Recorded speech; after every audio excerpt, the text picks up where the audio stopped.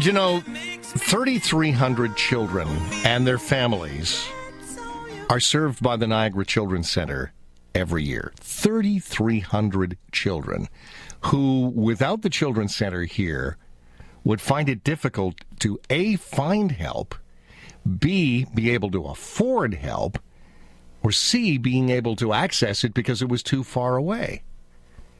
So we've been sharing some amazing stories over the past little while as we help kids shine, and hopefully you will be able to make sure that in the next year, if we have 3,300 children or 35 or 4,000 children on the list, they can all get that help.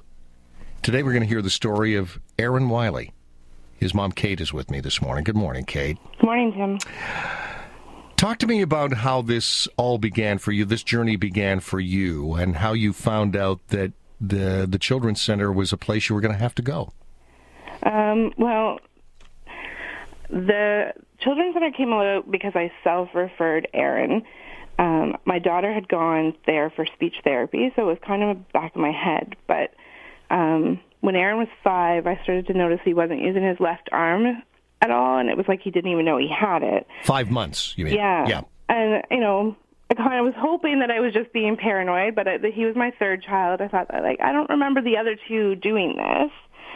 So at 9 months, when he wasn't trying to crawl or anything, I kind of convinced everyone else around me I wasn't crazy, and we started the process of going to the medical community and going through referral after referral through doctors in McMaster and driving to Hamilton and trying to figure this out.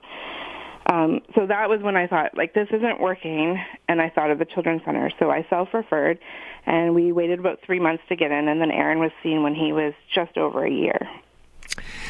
Now, you said that had the Children's Center not been here, you would have continued to just go back and forth to McMaster, and that, the costs add up after that, and it's difficult because you have other children, et cetera, et cetera. The fact that it's right in here in our backyard means an awful lot in a situation like this, right? Oh, for sure. I'm lucky that I really don't live very far at all from the center, and with 3 kids, this has made our lives so much easier. My other kids, I'm home for them when they need me to be. I'm not driving to, we had to go to Oakville for one neurologist, and it made it so much easier. And Aaron is there so many times a week that it would be so hard if we had to drive. So when you started there, when you got in and they saw you for the first time, what happened after that? Oh, it was like this weight that we'd been doing and this anxiety we'd been going through just stopped. They were just, all of a sudden it was like the first person to really pay attention to me, and they did the assessment, and right away, yeah, Aaron needs help. And he didn't have a diagnosis yet, but they didn't care that he didn't have that. They were like, we're going to get him in therapy, we're going to get him linked with this, and right away. And it was almost scary how fast and explosive it was, but it felt so good at the same time. Now, the Children's Center eventually got you a referral to a doctor who did give Aaron the diagnosis, right? Yeah, so there's a Dr. Stacy who works at the Children's Center, so we went to see him, and he was the first doctor to stop hesitating to give the diagnosis, and he said, Aaron has cerebral palsy. And it made your heart beat. You knew that was what it was, and yet you hoped it somehow wasn't. And the social worker at the Children's Center came to that appointment with me because my husband couldn't be there, and she took notes, and she was there for me and held my hand while we got that diagnosis, and it was amazing the support I felt. Now, how's Aaron doing now? Aaron's 2 right now, right? He's just over 2.5. So since that diagnosis, he's had an MRI, and he's been given a more clear definition of polymicrogyria. Okay. Which is the one side of his brain and has more bumps and smaller bumps than it should. But we're going to just treat it like CP because he's presenting as cerebral palsy. So he's been doing physiotherapy almost every week since then.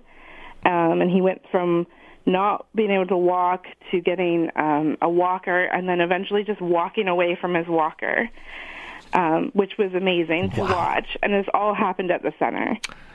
Without the center, he probably wouldn't be walking at this point, right? I really don't think he would be. We wouldn't have been able to afford enough private therapy. We had no benefits. there's no way we would have given him enough intensive therapy to make him walk. But the children's center, he was walking. Our physiotherapist wanted him walking by the age of 2 was her goal, and he started about a month before he turned 2. Kate, thanks so much. Thanks for sharing the story, and give Aaron big hugs from all of us today. Thank you. Thank you so much. Thanks for supporting the center. I really appreciate it. Kate Wiley is Aaron's mom. You can help by going to our website, 610ckTB.com/helpkidsshine. You can join the club. You can give monthly. You can give one off, whatever the case may be. The more help we get, the more children's stories we can hear like that, success stories. Help Kids Shine. Go to our website and help us. Another one of our terrific ambassadors.